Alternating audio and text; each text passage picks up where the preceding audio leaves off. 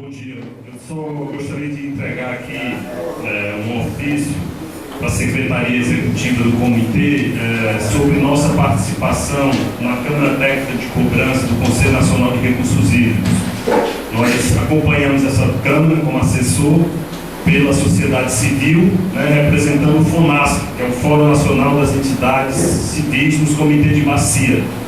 Houve eleição recentemente do Conselho Nacional e nós conseguimos nos reeleger como representantes do Conselho Nacional de Recursos Hídricos, como FONASP, e esse trabalho na Câmara Técnica deve continuar. Nós estaremos, inclusive, encaminhando as sugestões de algumas palestras e debates referente à aplicação dos recursos da cobrança que está em discussão no Conselho Nacional.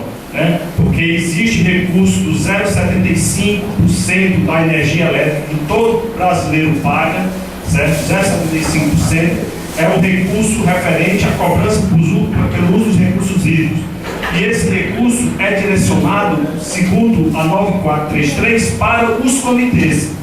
Mas, todavia, nós nunca tivemos essa demanda em discussão aqui no comitê. Nós nunca tivemos essa oportunidade de discutir a aplicação de recursos da cobrança. Então, a gente vai estar pontuando isso aqui na pauta, certo? Para essa próxima gestão, e a gente espera que um dia a gente possa ter a graça de ter recursos da cobrança pelo uso dos recursos hídricos sendo aplicado aqui na bacia do Banapuí. Tá? Então, eu estou passando aqui para a Thelma a nossa participação, o nosso relatório de acompanhamento dessa discussão. Ok, Oswaldo.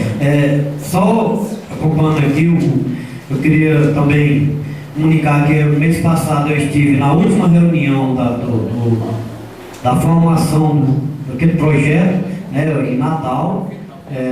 O resultado final